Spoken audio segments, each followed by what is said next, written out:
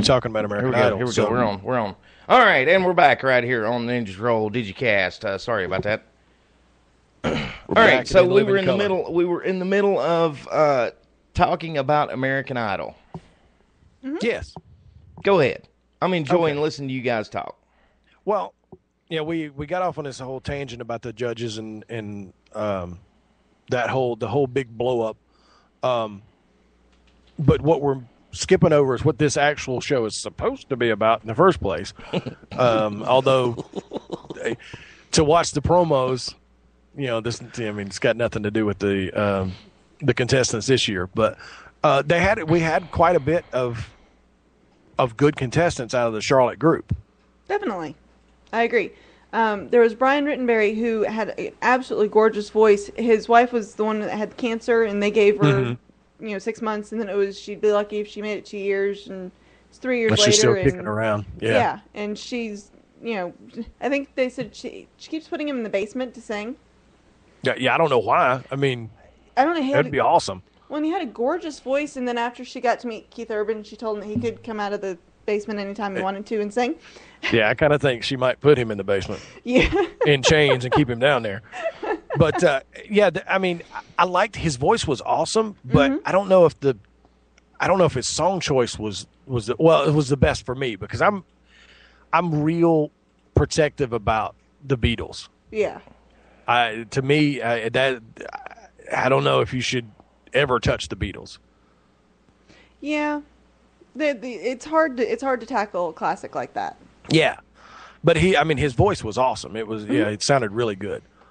But the thing was, I'm just glancing at my notes that I wrote down as we were going. But at this point, everybody seemed bored except for Keith Urban. Yeah. All the judges seem absolutely bored, and that may have been something that fed into the fight later in the day. If they were, none of them were feeling good. They were, pissed off about having to be there or whatever. If you're not having a good time, sooner or later you're going to just go, you know what, screw it. Yeah, you start getting on each other's nerves a little bit easier. Too. Yeah. But Keith Urban looked he was cranked up and happy to be there and ready to go. Yeah. So, but the Isabel Gonzalez, the high school student that Randy went and got. Yes, her grandmother. Yeah, worked out a whole lot better than it did last week when he went and got he got the girl and then got her up there in front of the judges, and she was pretty mediocre. Yeah. This girl was really, really good, and singing Sam Cooke too. That was really cool. Yeah, and she sang so effortlessly. It was just so easy for her. And for a 15-year-old too. Yeah. Oh yeah, and amazing. Definitely. And one of the other ones that really caught my attention was the guy that sings on the streets, the voice of Charlotte. Mm-hmm. Yeah, that was the cool thing, because I've driven past and seen him out there in Uptown Charlotte. I didn't know he was singing. I just he was just hanging around. But I've seen him before. I just thought he was an ordinary crackhead, but hey, turns out he's a talented crackhead. I'm not. Yeah, he does. I don't know. He does crack. So. Well, no. According to his story, he used to live on the street in Charlotte when he first came to Charlotte, and he said that now the money that he collects from singing on the streets, he gives half that money to the homeless. That's cool. So I thought that was really neat. That he actually gives back to the people that are still living on the streets. And one of the women that lives on the streets said that, that's how she gets her food. Yeah. So I thought that was really cool. Definitely a cool story. And the one, her name was Ashley Smith. Yeah, Nikki called her Blondie. Yes. What a surprise there, because usually they come in with the big goofy personality, and you know they're gonna suck. Mm-hmm. Because they're brought in as a joke. Yeah. But she was awesome. Yeah, she sang Cowboy Casanova. Yeah, and killed it. Just killed it. Oh, yeah, and that song is hard to sing as it is, and to sing that a cappella and actually keep it in key was amazing. Yeah. And we had the girl from Clover who likes to go frog gigging. Oh gosh, it was so funny. Wait a minute, you kill them just so you can take their legs and throw away the rest of them. Yep.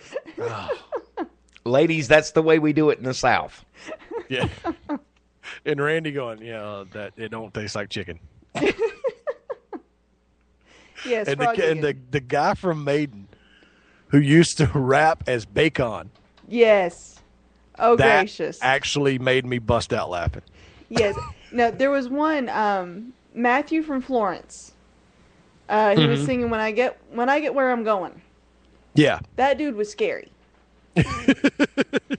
How was he scary? I don't know, but that is the note that I have written underneath his name was scary. In all capital letters. It's the only note that I made for him was just scary. Yeah. Now the other note that I have from Charlotte is that we actually had 37 that got the Going to Hollywood golden tickets. That they showed, or did they say that they sent? That was what they said that they sent at the end of the 2-hour special, is that they had 37 golden tickets that they sent. Okay. Mm-hmm. And the last one was Saritha, the girl that was there with her daughter. Yes. It was a really strange choice of songs, but again, she killed it. Mm-hmm. The Fresh Prince of Bel-Air. And she changed it up because she changed some of the words a little bit. Mm-hmm. And I thought that was neat that she took a song that could be sung by just about anybody and made it her own. Yeah. Which you don't see a lot of. Mm-hmm. Yeah, that was very good. And her daughter was just so cute. She was, with the extra little teddy bear for Nikki, and it was just so cute. Yeah. God. It was a Hello Kitty. Cute. It was a pink Hello Kitty doll. It was so cute. It was. It was. Okay. It was. Hey, but now, moving on into Louisiana. Yeah, the second night in Baton Rouge. Yes, in Baton Rouge. Now, that's the home of Randy Jackson, correct? Dog. Mm-hmm. I'm telling you what, now listen, the Mall that was on there was a freak. She was a little out of the box there. Well, that's like status quo down there, though. It's true. The first one, Megan Miller. Yes. And I'm not ashamed to say this, but the one who chose auditioning instead of having surgery. Yes. I'm not ashamed to say this. I almost wish she had been bad. Because of choosing to go and because of making the stupid choice to come in there and audition instead of choosing your health and having the surgery that you need. But that may be her one and only shot. That's true, but still, the evil part of me, which granted is a large part of me, the angry bear, wanted her to be bad so I could just bust out laughing. But she wasn't. She ruined everything. She was good, and so she's going to Hollywood. Well, now, one of the other ones that performed that really surprised me was Charlie, the one that did that when I think he was right after her. He was, yes. He performed Queen. Charlie Askew, yeah. The note I have written, he is great, really great, but Hollywood's going to crack him like an egg. Oh, yeah. Well, now, hold on a second. Hollywood didn't crack Chicken Little. Well, yeah, but Chicken Little didn't have the social anxiety that this kid does. Okay, when your doctor tells you that you have a disorder that he is naming after you because your social disorder doesn't fit anything else. Yeah. Yeah, he's got issues. It's bad. Yeah. And Keith Urban compared him to David Bowie. I don't know about that. Slow down there, Crocodile Hunter. Yeah, and then we had Maddie. They went and found another one. Mm-hmm. And she was good. Yeah. But then we have the three good ones. Just when it was getting dangerously close to being a show about good singing, they had to parade a steady string of crap through there. Yeah. To remind us that it's just goofy. Yeah. Well, and you have these people that go in and they sound so terrible. I mean, just terrible. And then they come out and they're like, I don't know why they didn't pick me. Really? And now, okay, at first, when that was happening at first, there are people that are just delusional and they think they're good and they come in there and do that. Now these people are doing it just because they know they're going to get on TV. And that's the part that begins to grate on me after a while. Yeah, well, and you also have those people who their family tells them they're really good and their friends tell them they're really good, so they make themselves believe that they're really good. Yeah. If you have a friend or family member and they try to sing and they sound just god-awful, please don't lie to them and send them to Idol. Yeah, don't send. I mean, you can tell them that they're fine in the house. Yeah. But if they decide they want to go to American Idol, you might want to slow them down a little bit. Hey, I got an idea. Folks, if you have aspirations of going to American Idol and you really want to know if you can sing, send it to us. Send your audio to us. Oh, we'll listen God, to no. it. You can do that through the website. We have a website, ninjatrollshow.com. You can get in touch with us there. You can, absolutely. Or you can go to your local bar so that we don't end up with our ears bleeding. And get the crap beat out of you. Go on open mic night or go when it's karaoke. Get really, really drunk. When everybody else is really, really drunk. And you'll sound like Elvis. If they start booing while everybody's really drunk, you know that you're really bad and don't go anywhere. Or go home. In a cab. All right, but we had Paul Jolly also. Yes. Oh, my goodness. For singing for his poor dead pappy. Yep. Yes. And then we had Mushroom, and per my wife, Mushroom stinks. Mushroom was no good. And then they made a really bad joke that they couldn't. Bad shroom. They couldn't mush any room for the fungi. And I was like, really? It wasn't even punny. All right, so bad. who were the shining stars did you make any notes on that? We had, I wrote down the kid that was the doctor. All I wrote was Doogie Howser. Yes. Calvin Peters, yeah. Yeah, and then I wrote, what's with the headbands? There were like 4 or 5 girls that night that came in with headbands. Like some kind of weird Native American thing going on. Yeah, it was like the 60s all over again. Yeah. And then we had, I wrote down, we have a steady string of exactly the same girl in a slightly different, although hot, package. That must be what Chuck meant when he just has in brackets girls. Yeah, exactly. It was the exact same girl, same voice. They were all very good looking, but it was the exact same girl 3 times in a row. And then we had the hayseed firefighter. Mm-hmm. She's good voice, doesn't seem to be the sharpest knife in the drawer. He's been burned, man. And the guy Burnell, I think it was the last one. Mm-hmm, the Katrina victim. Yeah, he was good, but they were making it out like he was earth-shattering. And I just didn't feel it, dog.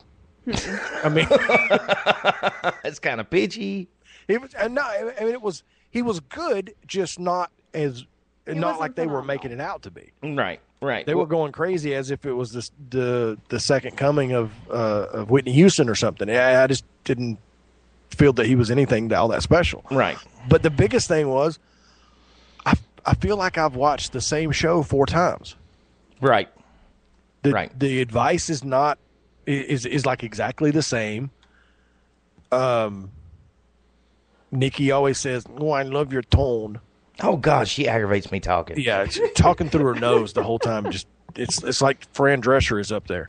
You know, they have speech therapists for that. Yeah. But the advice seemed to be the same, and not just Nikki, but Mariah Carey. You seemed very honest. Yeah, it's very honest in your tone. What? What the hell does that mean? Come on, Mimi. But yeah, and these people have never been judges like this before, so I'm sure they have to get into it. So, maybe it'll get better as the season goes on. But I feel like now I've seen 4 different versions of the same show. And where we're going to be at next week? That's where they're going to California and going to be doing auditions on the Queen Mary. No, correct? San Antonio. San Antonio. Okay. Mm-hmm. Okay. I just remember the boat because I've seen the boat. Just FYI. Yes. San Antonio was cool.